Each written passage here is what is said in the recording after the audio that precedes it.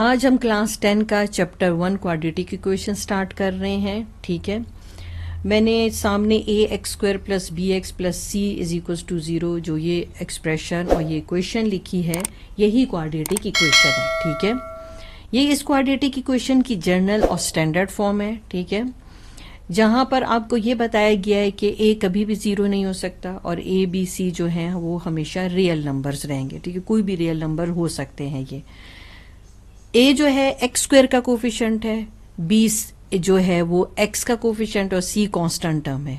इसको हम second degree equation भी कहते हैं। क्यों सेकंड डिग्री इक्वेशन कहते हैं? क्योंकि यहाँ पर हाईएस्ट पावर 2 आपको दिखाई देती होगी, यानी जो हाईएस्ट पावर है वो स्क्वायर है आपके पास। अब हम आगे इसमें मजीद जो है पढ़ना चाहते हैं कि जो आपके पास ये क्वाड्रेटिक इक्वेशन है, जैसे यहाँ पर मैंने लिखा है x² + bx + c = 0। ठीक है, अगर इसमें a की वैल्यू 0 हो जाती, जैसे अब मैं यहाँ पर इक्वेशन आपको लिख दूं,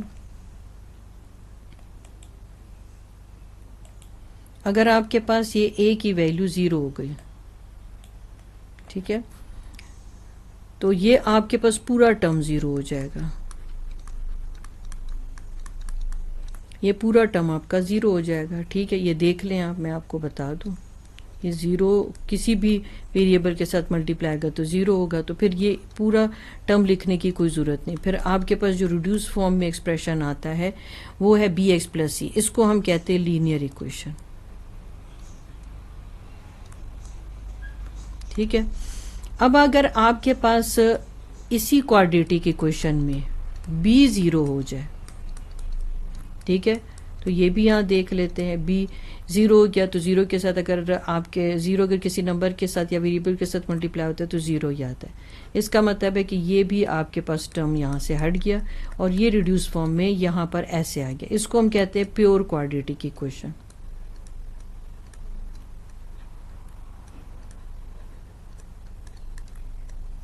ठीक हो गया।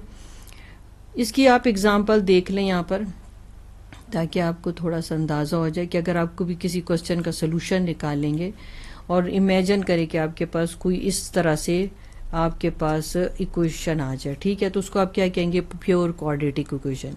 और अगर आपके पास कोई इक्वेशन इस फॉर्म में आ जाए तो उसको आप कहेंगे लीनियर इक्वेशन। ठीक हो गया।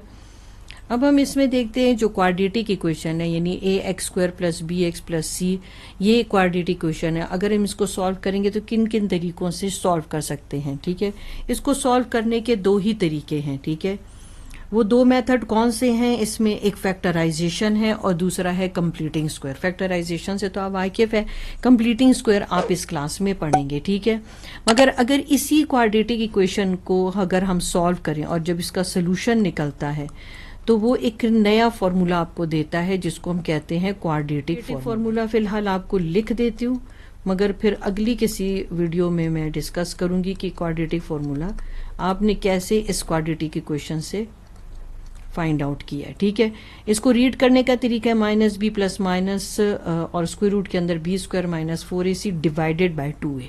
ठीक हो गया, ये कहलाता है क्वाड्रेटिक फार्मूला। और ये किसके सोल्यूशन से निकलता है? क्वाड्रेटिक इक्वेशन के सोल्यूशन से। ठीक हो गया। चलें फिर हम आगे इसको मज़ीद कंटिन्यू करेंगे।